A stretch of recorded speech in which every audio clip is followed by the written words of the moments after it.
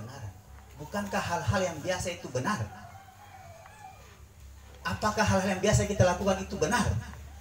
Atau jangan-jangan kebenaran tidak lagi dibiasakan? Contoh, ada orang datang bertamu, siang, selamat siang. Kita jawab sih, siang. Yang betul, selamat siang. Karena yang penting selamat atau siang? Selamat. Tapi karena kebiasaan bertahun-tahun dari turun-temurun, kita membiasakan bahwa yang penting itu siang. Padahal siang akan lenyap kalau matahari sudah terbenam. Tapi selamat adalah doa kita kepada orang tersebut. Dan itu identik dengan salamat atau shalom. Ternyata hal-hal yang benar belum tentu dibiasakan. Tapi hal-hal yang biasa kita lakukan belum tentu benar. Sampai di sini pusing? Atau mual? Atau mengantuk?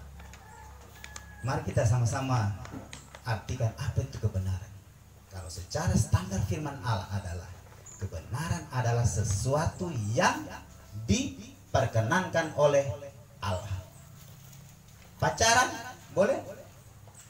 Tergantung. Kalau senter-senter bela bisa. Kalau duduk di bawah pohon malam-malam ditangkap Satpol PP. Kalau minum sedikit-sedikit bisa toh untuk menghangatkan tubuh. Tapi kalau sudah satu jerigen, satu tong, jalan sudah miring-miring. Apakah itu masih kebenaran? Ternyata kita kadang berdiri atau berada pada pihak untuk membenarkan apa yang kita lakukan. Pak, sudah mijan terlalu balaru. Pulang-pulang anak masih kecil. Kau tahu apa? Dari dulu memang saya kalau tidur jam 3 pagi. Itu kebiasaan yang belum tentu benar. Ini mana mama ini pulang kebun belum ada di atas meja. Coba panggil mamamu. Memang kita dari cewek dulu memang biasa begitu. Kunjungan ke negara ke semua tetangga desa. Bakar jagung, bakar ikan, bakar lokal. Itu kebiasaan yang belum tentu benar, tapi dibiasakan. Hati-hati saudaraku, kebiasaan-kebiasaan yang terlalu lama dibiasakan, kesalahan-kesalahan, keburukan-keburukan yang terlalu lama dibiasakan, akhirnya menjadi kepercayaan dan keyakinan kita, meskipun itu salah. Apa keyakinan yang dulu salah?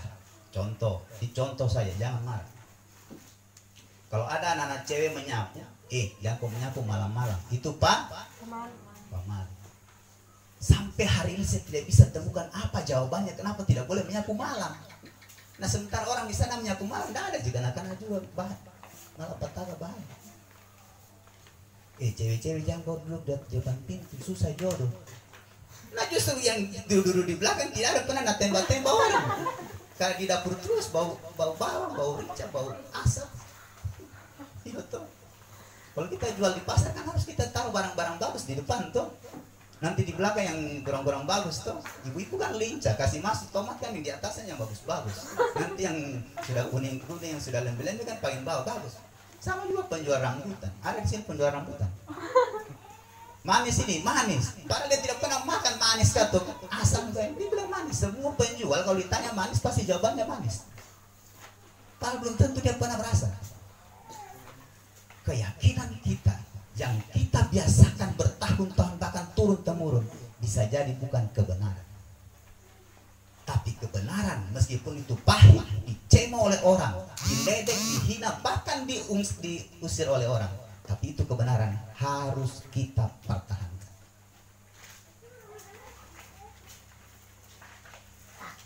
Seringkali justru orang-orang yang berdiri pada kebenaran tak asing oleh dunianya sendiri. Betul? Seringkali kita berdiri di balik kebiasaan-kebiasaan dan kita berdiri pada hal-hal yang sifatnya membenarkan apa yang salah, tapi kita jalani saja seperti biasa. Itu kebenaran. Apa yang dilakukan oleh Habakuk? Pertama dia mengeluh kepada Allah. Ibu-ibu, Nabi Habakuk dalam Habakuk 1 ini, dan kita belajar bahwa Orang mengeluh itu boleh. Mengeluh itu berkeluh kesah, meratap, menyesali. Tapi dia mengeluh kepada Allah. Nah, ibu-ibu zaman sekarang kan mengeluh di Facebook. Kadang juga di grup WA. BBM naik, semuanya naik, tapi tidak ada yang tergantung. Tinggal harga diri yang belum naik-naik.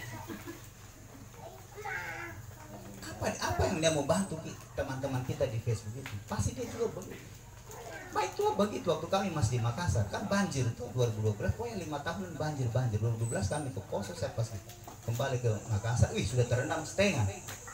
Mau itu upload di Facebooknya, saya tidak lihat nih lagi Facebook karena sibuk banjir tuh. Aku sudah tidak tahan dengan kenyataan ini. Tolong Tuhan, aku mau pergi. Semua ramai langsung masuk ke WA. Kenapa aku lagi dengan istrimu? Kenapa lagi ini? Orang-orang yang mengenal saya, mereka komentar di kolom Facebook, ya, yang sabar ya dek, yang sabar ya Tuhan tolong. Tapi orang-orang yang tidak mengenal saya, dia caci maki di Facebook itu. Memang begitu dasar laki-laki. Padahal cuma karena banjir. Saya bilang hapus kok itu. Jangan upload postingan Facebook begitu. Itu bilang terlanjur nih. Ya sudah begitu gua komentar di bawahnya, ini masalah banjir, bukan masalah hubungan suami istri. Ya toh penafsiran orang kan beda-beda. Ibu-ibu kan lincah sekali. Sebentar dia sudah share di Facebook itu. 4 yang dia bahas, Pak Penatua Hanel, 2 kena Kak. Wek. Dia share di Facebook. Belum lain masukan di grup WA. Sementara yang kita baca belum tentu itu sesuai dengan apa yang kita punya persoalan. Ada hal-hal dalam rumah tangga yang tidak boleh disampaikan di ruang publik atau di depan umum, di depan orang banyak melalui media internet atau medsos. Bapak-bapak juga begitu, belum bangun, telancang badan, rokok di kanan, di kiri gendong-gendong ayam jago. Share juga di Facebook. Dia share juga di WA, tidak mungkin kalah dengan anak yang remaja. Ibu-ibu lebih-lebih lagi, dia foto itu, kalau kumpulan dia foto itu semua makanan di meja. Baru dia upload menu hari ini guys. Padahal tidak pernah dia masak itu di rumah, cuma dia upload saja itu di Facebook. Ada yang jawab, merapat nikah nanti ya, lain kali. Padahal cuma kumpulan yang dia syuting itu. Jadi kalau ada kumpulan, ibu-ibu yang syuting itu pakai video, dicurigai memang dia itu pelakunya.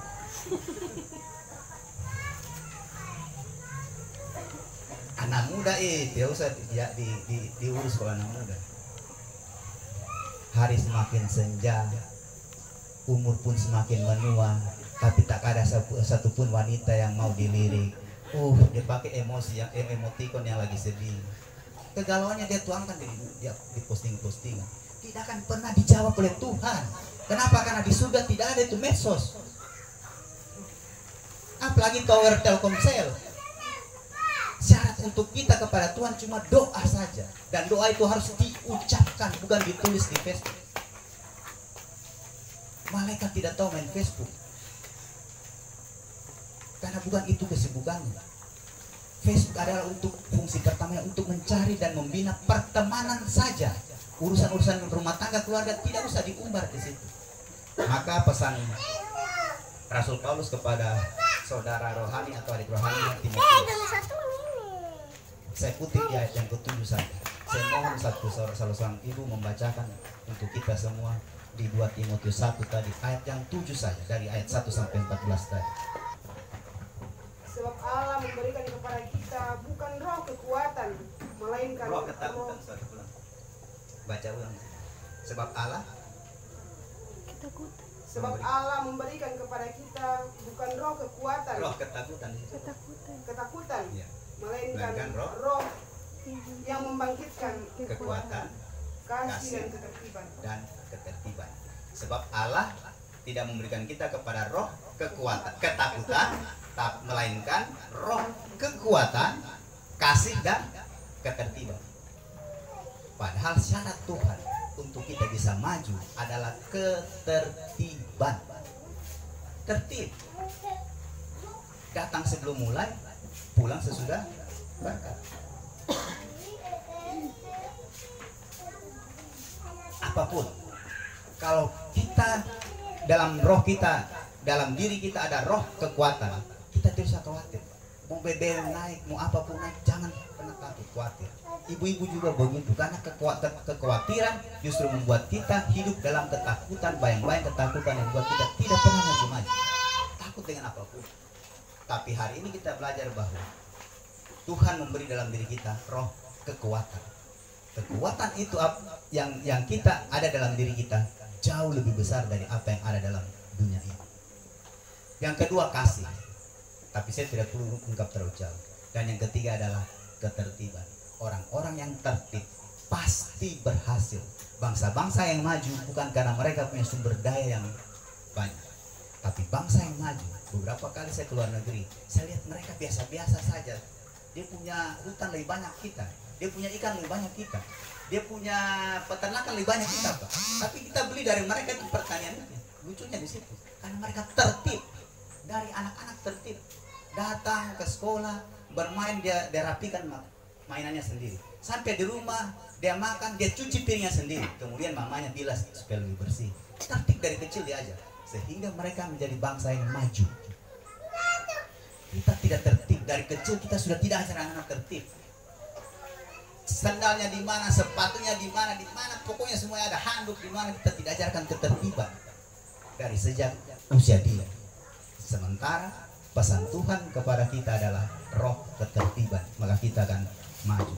Yang terakhir, tapi hari ini kita belajar bahwa penyesatan itu bisa kita lalui, bisa kita lewati karena kita mempunyai kasih yang mengampuni. Ampuni suami ketika dia tidur, lihat mukanya. Baru kita ucapan 1-2 kalimat yang menyakitkan hati ibu katakan, saya ampuni engkau. Stop kita berbicara tentang Tuhan kepada suami kita lagi yang keras kepala datang gereja. Stop, terlalu capek. Tapi mulai hari ini kita berbicara kepada Tuhan tentang suami kita. Jangan kepada tetangga, teman, apalagi di medsos. Karena tidak ada solusi di situ. Hari ini kita ubah. Begitu juga istri yang terlalu cerewet. Cerewet dari pagi matahari terbit sampai terbenamnya mata suami, cerewet terus. Stop kita cerita tentang istri kita kepada orang tua kita. Stop kita cerita tentang istri kita kepada teman-teman kita. Tapi hari ini kita berbicara kepada Tuhan tentang istri kita. Mari lebih banyak kita cerita kepada Tuhan tentang isi hati anak-anak kita. Kita cerita kepada Tuhan tentang sikap dan perilaku suami kita. Kita cerita kepada Tuhan tentang perbuatan-perbuatan mertua yang kepada kita mungkin kurang enak. Lebih baik kita cerita pada Tuhan. Sebaliknya kita juga cerita terhadap kondisi keluarga istri atau pada mertua kepada Tuhan saja, karena pasti ada solusi.